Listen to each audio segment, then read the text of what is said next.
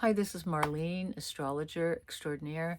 I also do read cards. I don't call myself a card reader.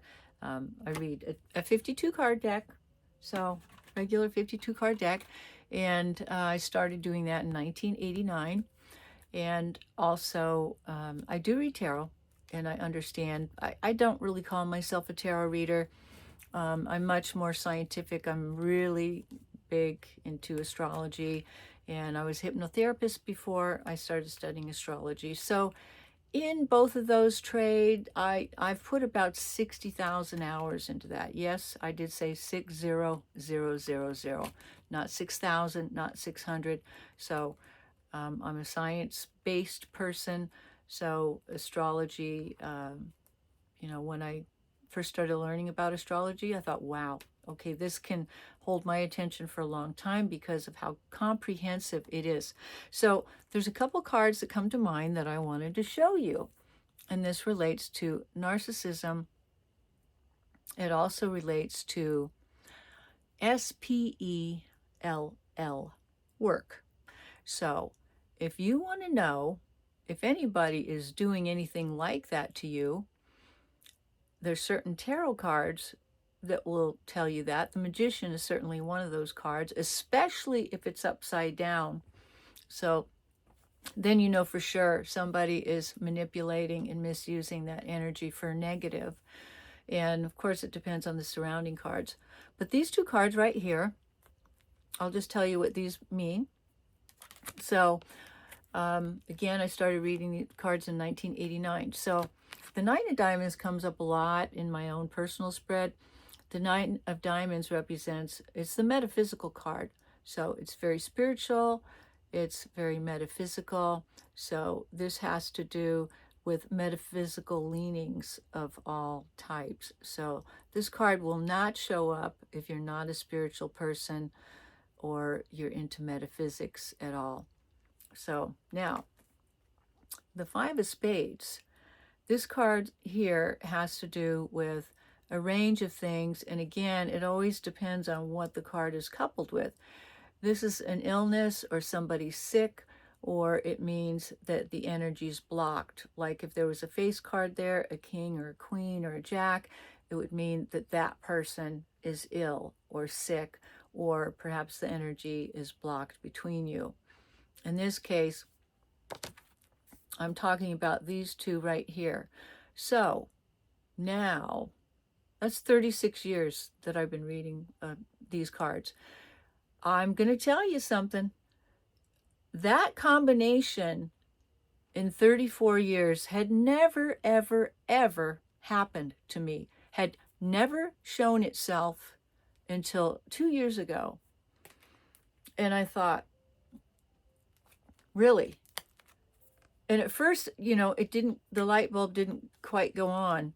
And then I was getting similar things with tarot cards. And then I follow a couple really, really good readers that really resonate with my stuff. Now, the thing with tarot readers is they may not be on your particular timeline at all times. Like, in other words, I followed a couple good tarot readers 3 or 4 years ago, but now what they're talking about no longer resonates with me. And that's fine. That doesn't mean that they're not any good. It just means that I'm out of that particular timeline. And what they're talking about, may resonate with you or other people quite well, but not for me. So then I'll tend to go see what's coming up with a few of those readers. But I not only that, I am very intuitive innately. So I can feel the pull of the energy. I can feel when somebody is trying to contact me, when the narcissist is still trying to get in touch with me, or I've moved. I did have to change my phone number. I've moved a couple times. I did have to finally change my phone number because even though I left the narcissist 4.5 years ago, I did get a phone call 18 months ago, and my number was blocked. My number was blocked. There's a little trick to get around that. I'm not going to talk about it here, but you might know what it is. You might be able to figure that out. But the narcissist did that. And I was working, and I didn't even hear the phone ring. I later went to see it. I saw the number that registered, and I just said, okay, that's it. Unfortunately, I have a lot of business that comes through on that phone number that I had for 10, 11 years. It doesn't matter, my safety, my peace of mind comes first. So I had to come to a decision that at the end of that month, I was going to change my phone number. So I had to do that. So anyhow, that combination represents that. So that's what I wanted to talk about. And I wanted to bring that up because around the eclipse, I was doing card spreads. Oftentimes, people that are doing that sort of thing, that I don't want to say the word, but they'll pay people to do that. They'll pay people to do that. And I know that was done. Okay. So they will get other people to do it. They might even participate in it themselves, or they might participate in it separately. They tend to do that on full moons.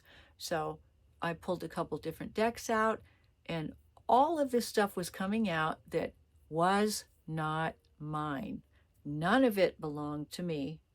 So if you want to know if somebody's still pulling on your energy and you're not sure, if you're not that intuitive, and maybe you don't feel it, or maybe you're newer out of the narcissistic relationship, maybe it's been more recent for you, but you do want to know, that's a good way to find out, because it tends to be pretty accurate. Or find a couple really good readers on there, or just pull a deck of cards like I just did, and or get yourself, like the Rider-Waite is a basic tarot deck that a lot of people are familiar with, and shuffle the cards a few times, see what flies out naturally. And if you start having cards that do not represent anything that's going on in your life currently, then you have your answer.